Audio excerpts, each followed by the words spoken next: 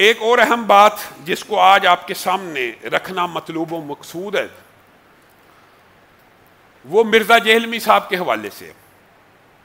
مرزا جہلمی صاحب کا کل ایک بیان سامنے آیا جس نے پاکستان کی مسیحی کمیونٹی کے اندر اور پاکستان میں رہنے والے عیسائیوں کے اندر ایک خوف کی فضا پیدا کر دی۔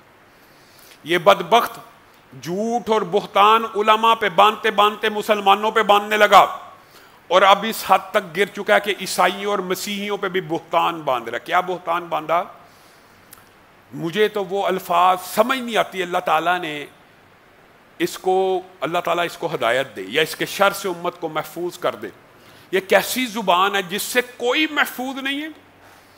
رسول اللہ کی توہین کو بڑا چھوٹا سا جرم ثابت کرتے ہوئے کہتا ہے، اللہ کی قسم دل ہل رہا ہے کہ وہ الفاظ میں کہہ بھی سکتا ہوں کہ نہیں۔ بدبخت کہتا ہے کہ یہ جو عیسائی ہوتے ہیں، یہ جو مسیحی ہوتے ہیں نا، یہ رسول اللہ کو دجال مانتے اور کہتے ہیں، یہ رسول اللہ کو دجال مانتے ہیں، پھر بھی اگلی بات سنیے۔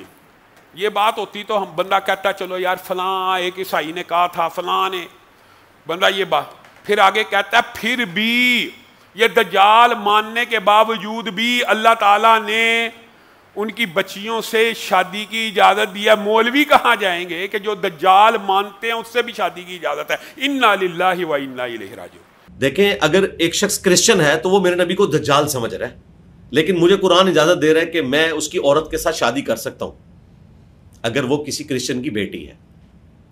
سورۃ المائدہ کی آیت نمبر 5 میں کس عورت کے ساتھ جو میرے نبی کو دجال سمجھتی ہے؟ اللہ کی جھوٹوں کے اوپر لعنت ہو۔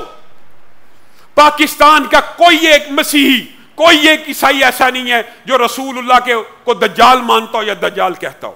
یہ مجھے عیسائی رہنماؤں نے اور مسیحی برادری سے تعلق رکھنے والوں نے اور کیسر راجہ صاحب نے بعض آپ تک کالیں کی ہیں کہ عیسائی پاکستان کے اس بیان کے بعد اپنے آپ کو غیر محفوظ تصور کر رہے ہیں۔ علامہ صاحب کو کہیے کہ ہمارا موقف یہ ہے کہ ہم رسول اللہ صلی اللہ علیہ وسلم کے بارے میں کسی ایسے بدعقیدے کو نہیں رکھتے، اور نہیں رکھتے کوئی عام عیسائی بھی، پاکستان میں رہنے والا کوئی مسیحی یہ عقیدہ نہیں رکھتا۔ اور اے بدبخت، تو نے علم کے نام کے اوپر لوگوں کو کتنا گمراہ کرنا ہے۔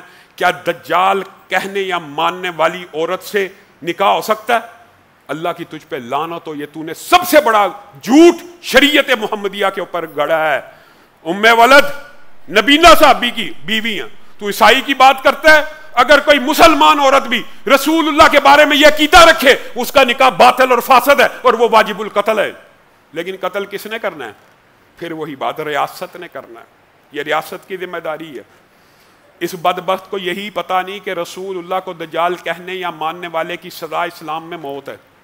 اس کو یہی پتہ، وہ کہتا ہے اس سے شادی ہو سکتی ہے۔ یعنی رسول اللہ کی گستاخی بھی اس کے ذہن میں اتنا چھوٹا جرم ہے، اور مولویوں کو تان و تشنیع کرتے ہوئے کہتا ہے مولوی کہاں جائیں گے؟ اللہ نے دجال ماننے والے سے شادی کی اجازت دی ہے۔ انا للہ، یہ جملے کہتے ہوئے انسان کی ٹانگیں کپ کپا جائیں کہ رسول اللہ کے بارے میں جو عقیدہ یہ رکھے اس سے شادی کی اسلام میں اجازت ہے۔ یہ کیسا بدبخت فتنہ۔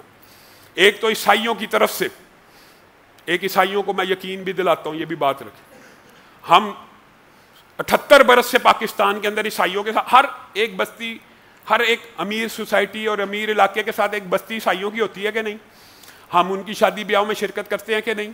وہ ہمارے گھروں میں کام کرتے ہیں کہ نہیں؟ بقائے باہمی کا جتنا خوبصورت مظاہرہ اللہ کی قسم پاکستان میں مسیحی برادری کے ساتھ ہے، کسی کے ساتھ نہیں۔ آج تک کسی مسلمان نے اس مذہب کی تفریق کی وجہ سے عیسائیوں سے بدتر سلوک نہیں کیا۔ ہاں، اکا دکا واقعات کی میں نفی نہیں کرتا، اکا دکا واقعات ہوتے ہیں، اور آج بھی عیسائیوں کو یقین دلاتا ہوں کہ پاکستان میں کسی بھی فرقے کے، کسی بھی عالم دین کا یہ موقف نہیں ہے جو مرزا جہلمی کا موقف ہے۔ اور ہم آپ کے بارے میں یہ بات سمجھتے ہیں کہ آپ رسول اللہ صلی اللہ علیہ وسلم کا احترام کرتے ہیں، عزت کرتے ہیں، اور ان کو دجال وغیرہ جو اس نے بکواس کی ہے نہیں مانتے۔ اور اگر آپ میں سے کوئی یہ کہے گا اس کے اوپر توہین رسالت کا مقدمہ ہوگا، اور عیسائیوں کے اوپر توہین رسالت کے مقدمے ہوتے ہیں انہی وجوہات پہ، اور یہ کہتا ہے کہ ان کے ساتھ شادیاں بھی جائز ہیں، اللہ تعالیٰ نے اجازت دی ہے۔ ایسا عقیدہ رکھنے والا اگر کوئی مسلمان نام نہاد ہی کیوں نہ ہو، اس کے ساتھ بھی اسلام میں شادی کی اجازت نہیں ہے۔ کجا یہ کہ کوئی عیسائی عورت اس کا یہ عقیدہ ہو، اور مرزا جہلمی رسول اللہ کی گستاخی کو بڑا ہلکا جرم پیش کر کے لوگوں کے قلوب و اذہان کو تبدیل کرنے کی کوشش کرے، پہلی بات۔ دوسری بات انتظامیہ سے کہ یہ شخص کب تک اسلام کے شاعر کے اوپر حملہ آور، کب اس کو پکڑا جائے گا، کب اس کی زبان بندی کی جائے گی، کب اس کے چینلز کو بند کیا جائے گا۔